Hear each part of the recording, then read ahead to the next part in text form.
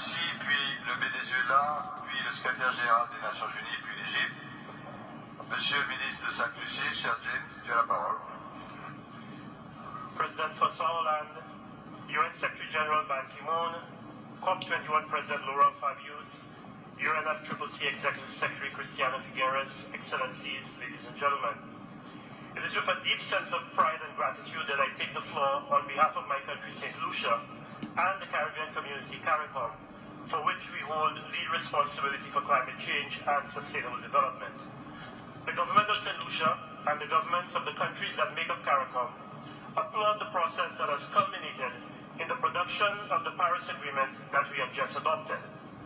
This has been a resounding triumph of multilateralism. You employed an inclusive, transparent, party-driven mechanism that allowed every country, regardless of physical size or economic circumstance, to have its voice heard. Mr. President, I can confidently speak on behalf of my fellow Caribbean delegations when I say that perhaps for the first time in a long time, Caribbean and other states truly felt that our concerns were being heard at a COP.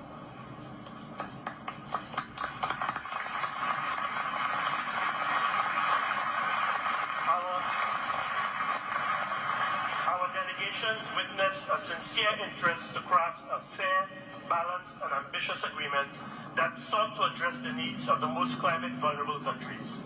From the visit of President Hollande to the Caribbean earlier this year to meet with Caribbean leaders, to the 3 informal ministerial meetings co-hosted in Paris by COP20 President Manuel Vidal and yourself, right through to COP21, there has been a genuine interest to engage, to listen, to discuss, and to find solutions.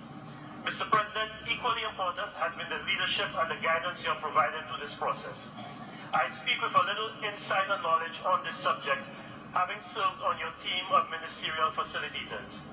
Your focus, your drive, and your empathy played a significant role in ensuring that we adopted this historic climate change agreement tonight.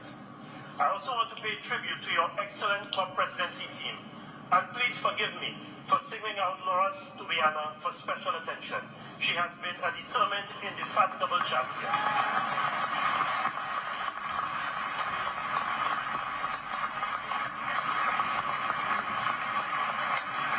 There are elements in this document for which our CARICOM countries are grateful. The increased ambition of the agreement, as reflected by the reference to pursue efforts to limit the temperature increase to 1.5 degrees Celsius above pre-industrial levels, is a significant achievement that has already started to resonate with positive vibrations throughout the Caribbean.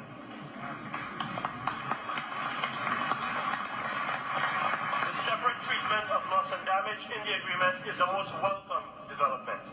While I pulled these 2 elements out for special mention, we view this agreement not as a combination of separate articles, but as a total package that will provide us with the legal framework for protecting our ecosystems, our islands, our people, our cultures, and our planet. After 2 intense weeks in this beautiful city of Paris, of which unfortunately I've seen very little, I can return home to the citizens of my country and the Caribbean and reassure them that the world cares about them. I can tell the young people in our region who adopted 1.5 to stay alive as their mantra that their future looks much brighter today.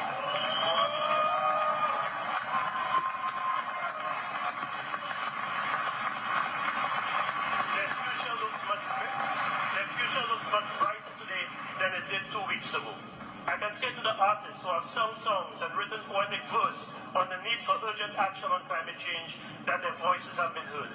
On a personal level, when I return to my home in St. Lucia, I can look back fondly and proudly on my 2 weeks in Paris and know that together with a group of hardworking and determined men and women, I helped create history. A history that will ensure that my island and our planet will have a more certain future. My country, St. Lucia, is very proud and pleased to associate itself with this historic Paris Agreement. Mr. President, Excellencies, ladies and gentlemen, I thank you for giving me this privilege. Merci beaucoup.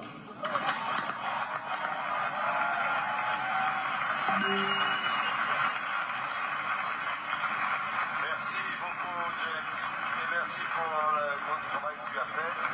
Et si tu dois rentrer vite à Sainte-Lucie, reviens à Paris rapidement.